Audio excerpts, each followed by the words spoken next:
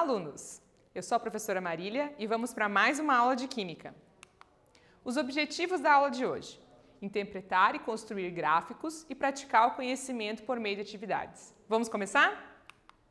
Então, os questionamentos. Você sabe qual é a importância do uso de gráficos? Você sabe construir gráficos? Os gráficos são muito importantes para a química, tanto a interpretação quanto a construção dos gráficos. Como trabalhamos com vários números, experimentos que precisam de medições, os gráficos são muito utilizados na nossa disciplina. Então, o que são os gráficos?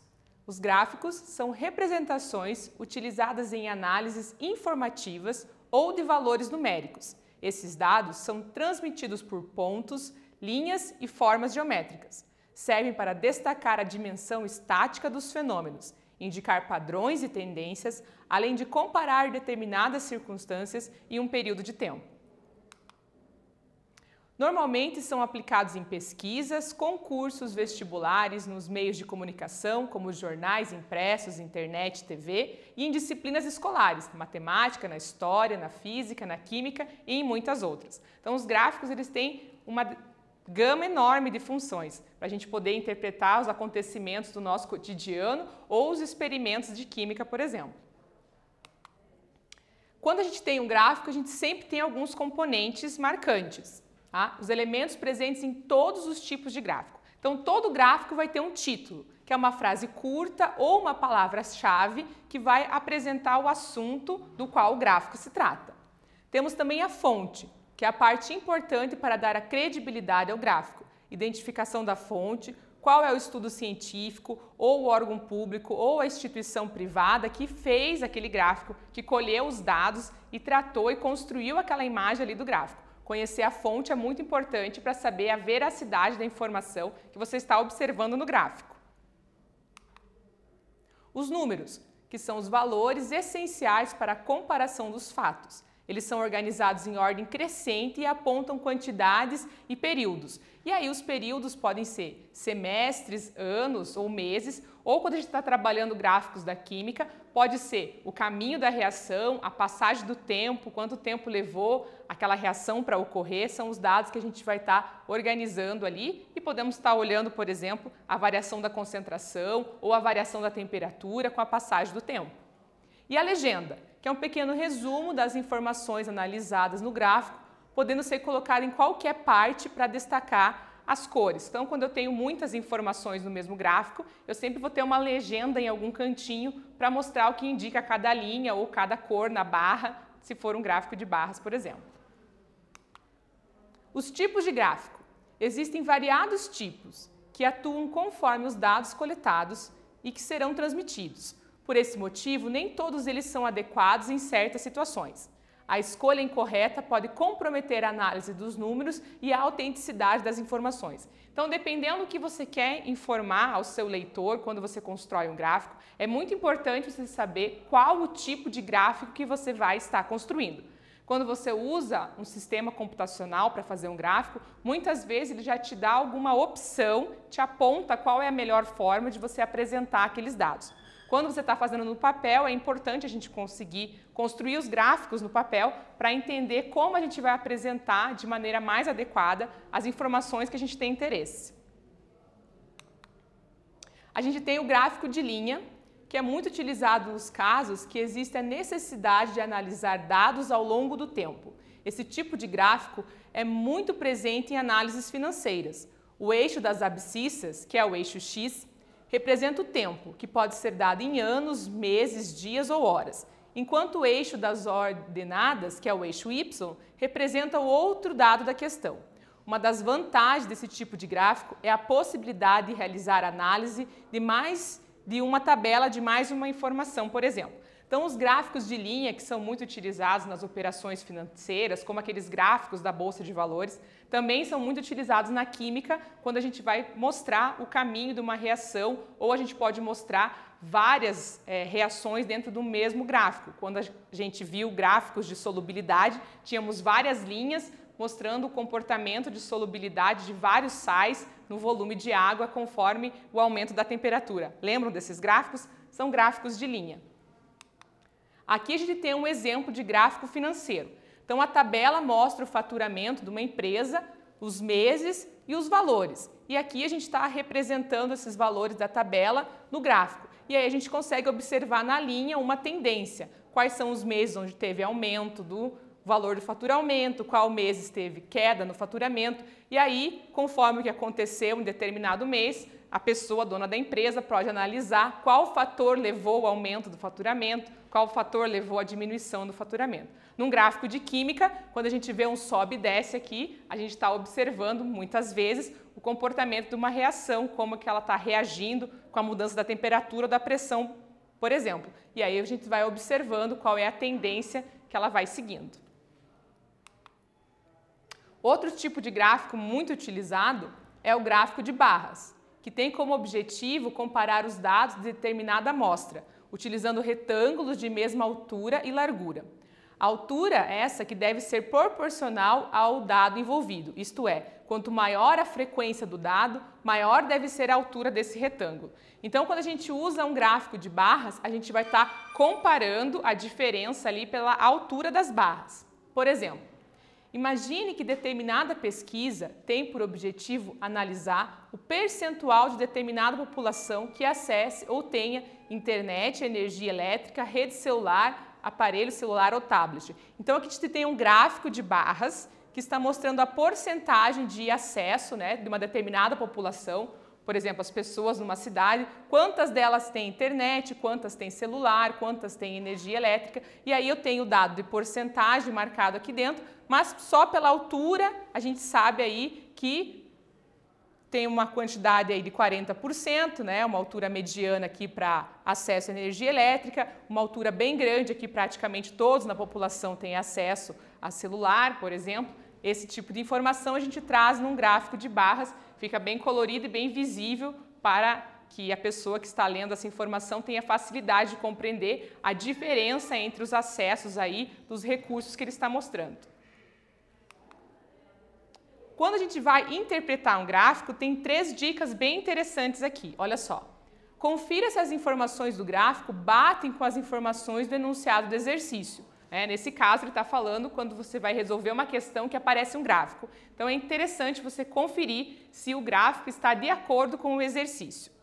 Segundo, entenda qual tipo de informação está destacada no eixo vertical e qual está destacada no eixo horizontal, para você saber o que ele está comparando. É a concentração pelo tempo? É a velocidade pela distância? É o aumento do preço pela passagem dos meses? Quais são as informações que eu tenho em cada um dos eixos desse gráfico?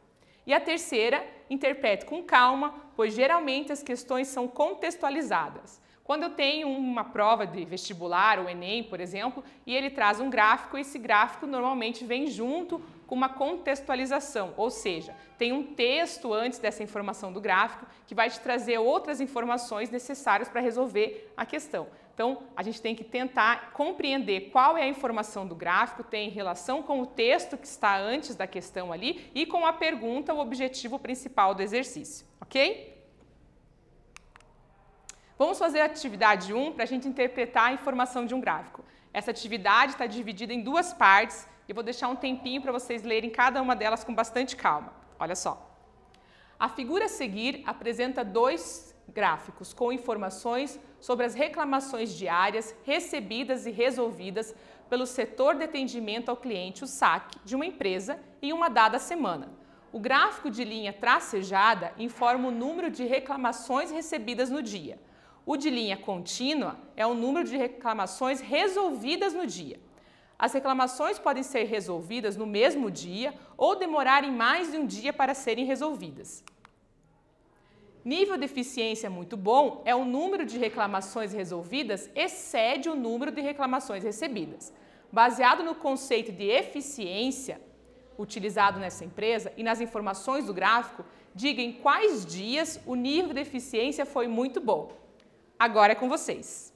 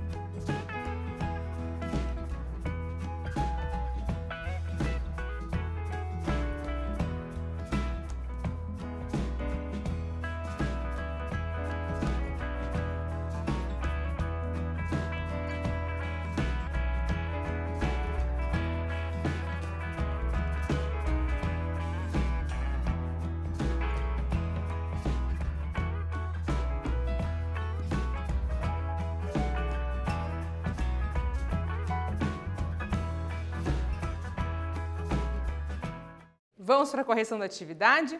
Olha só, a gente tem o gráfico aqui e a pergunta é a seguinte. Ele quer saber quais os dias o nível de eficiência foi muito bom, ou seja, a linha preta contínua aqui mostra a quantidade de reclamações que foram resolvidas. Uma eficiência muito boa, né, um dia muito bom, a linha preta tem que estar superior à linha tracejada, que representa o número de reclamações recebidas. Então, a gente viu aqui que na terça e na quarta-feira, que são esses dois pontos aqui, a linha preta está superior à linha tracejada, ou seja, nesses 2 dias eles conseguiram resolver mais problemas do que o número de reclamações que eles receberam, certo? Vamos fazer a atividade 2 agora. Considere o gráfico de massa versus volume de 4 substâncias, A, B, C e D, numa temperatura constante. Com base nele, responda: qual é a densidade da substância C em gramas por ml? Agora é com vocês.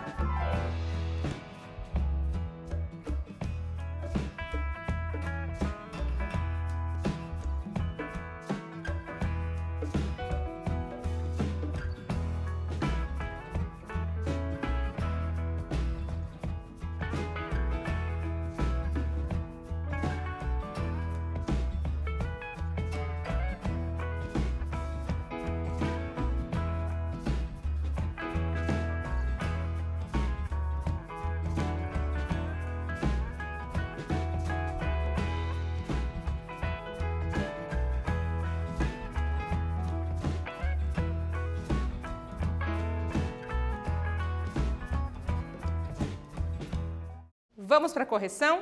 Olha só. A atividade diz o seguinte: considere o gráfico de massa versus volume de 4 substâncias, A, B, C e D, numa temperatura constante. Com base nele, responda qual é a densidade da substância C em gramas por ml. Então, olhando o desenho do gráfico, a gente tem aqui nesse eixo a massa em gramas e o volume em ml, e ele está mostrando a linha aqui que representa cada uma das substâncias, e ele quer saber a densidade da substância C. Vocês já sabem que o cálculo da densidade é aquele que considera a massa distribuída pelo volume. Então, a equação é assim: D igual a M sobre V.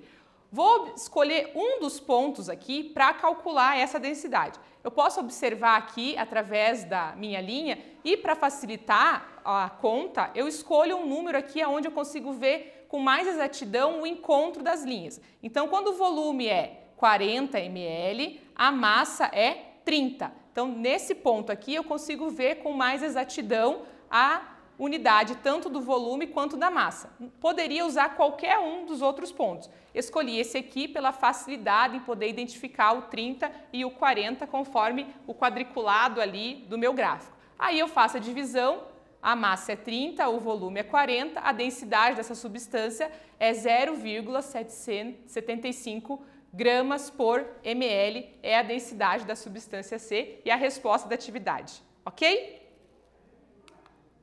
Vamos seguindo. Para a gente construir um gráfico, então, tem uma ordem aqui para a gente poder seguir, para construir de maneira mais fácil o gráfico, quando eu já tenho a minha anotação ali, uma tabela, por exemplo, dos dados que eu coletei quando eu estou fazendo um experimento, verificando, por exemplo, a temperatura e o andamento da minha reação, o aumento ou a diminuição da concentração, por exemplo. Então, o primeiro passo é reunir os dados e quanto mais organizado você for nessa reunião de dados, mais fácil vai ficar para você transcrever os dados para a folha onde você vai estar construindo o gráfico ou para o sistema computacional que você está usando, se você quiser fazer o seu gráfico através do computador, por exemplo. Aí você vai desenhar o eixo X e o eixo Y. Vai marcar o seu eixo X. No eixo X, que é a abscissa, a gente costuma colocar as grandezas que podem ser controladas, ou seja, aquelas que eu tenho um equipamento para fazer a medição, por exemplo, e posso controlar, certo? Aí você vai marcar o eixo Y, ou seja, vai pegar o eixo Y e vai fazer as divisões conforme a sua necessidade aí de expressar os números. No eixo Y, que a gente chama de ordenada, vai a grandeza que varia em relação ao eixo X. Por exemplo, se você está representando um gráfico onde você tem a passagem dos meses e o aumento do faturamento da empresa, por exemplo, a passagem dos meses é uma coisa que você não pode fazer interferência, né? Cada 30 dias vai trocar um mês. Então, você vai escolher para colocar na grandeza aonde você não consegue fazer esse controle. Já o faturamento é o que varia conforme a passagem dos meses. Esse, então, é a grandeza que varia em relação ao eixo X, que você coloca no eixo Y para fazer a marcação, certo? Aí você vai marcar os pontos do seu gráfico e se for um gráfico de linha, você vai unir essas linhas para poder visualizar com mais facilidade a tendência. Se for um gráfico de barras, você vai fazer o desenho aí, a espessura das barras conforme o desenho que você quer representar ali e qual é o tamanho do gráfico que você está desenhando. Vamos fazer a atividade em 3, então, para construir um gráfico? Olha só, a tabela a seguir mostra a massa de nitrato de sódio que pode ser dissolvida em 100 gramas de água em diferentes temperaturas. Com esses dados, construa o gráfico de solubilidade do nitrato de sódio em 100 gramas de água em função da temperatura. Temos os dados organizados na tabela, agora é com vocês.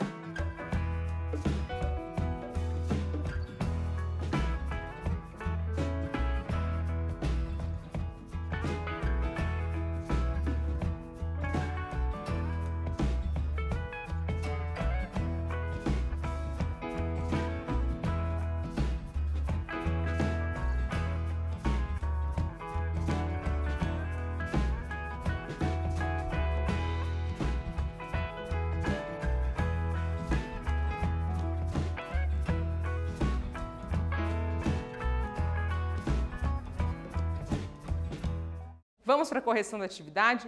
Olha só, eu tenho uma tabela com os valores de temperatura e massa e ele pede que você construa o gráfico da solubilidade do nitrato de sódio em 100 gramas de água.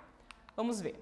Então aqui eu tenho o desenho. O eixo Y eu coloquei o valor da massa e no eixo X eu coloquei o valor da temperatura e fui marcando os pontos conforme eu estava observando na tabela.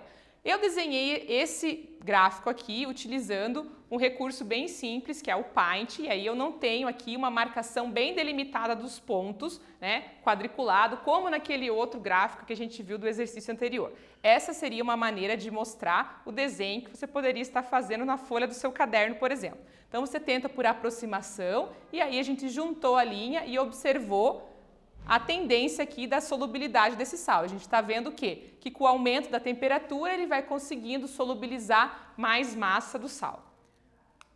Outra opção seria estar utilizando um recurso computacional. Nesse caso aqui é a planilha do Excel, aonde eu coloquei aqui os valores de temperatura e os valores de massa lá na tabela e utilizando a opção de gerar o gráfico, tenho duas formas de observar aqui.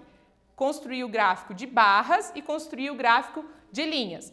Olha só, o gráfico de barras fica um pouco mais difícil assim a gente enxergar a tendência do aumento, apesar das barras terem alturas diferentes, como são próximas às alturas, num primeiro momento a gente não consegue identificar. O gráfico de linhas é muito mais adequado para uma informação como essa de coeficiente de solubilidade. E aqui, então, os pontos estão bem corretinhos aqui, o gráfico está quadriculado e eu consigo observar a tendência da mesma forma que no outro desenho, conforme a temperatura aumenta, a quantidade de gramas ali do sal eu consigo solubilizar é maior. Para pensar sobre a aula, então, eu trouxe aqui para vocês uma opção de um criador de gráfico gratuito. Caso você não esteja utilizando o Excel no seu computador, por exemplo, não tenha esse programa lá, você pode estar usando através da internet um criador de gráfico. Para acessar, você pode apontar o celular aqui para o QR Code ou clicar no link no finalzinho aqui quando você estiver acessando os slides dessa aula. Esse criador de gráfico aqui, ele é gratuito, você pode utilizar através do celular. Vai ter o campo onde você digita os números que você tem, como no nosso exercício a temperatura e a massa, e ele vai te fornecer da mesma forma opções de como você construir aquele gráfico, trocar a cor da linha e fazer gráficos bem bonitos quando for necessário para algum trabalho na escola de vocês, certo? Na aula de hoje, nós interpretamos e construímos gráficos e praticamos o conhecimento fazendo algumas atividades. Espero que vocês tenham gostado e até breve!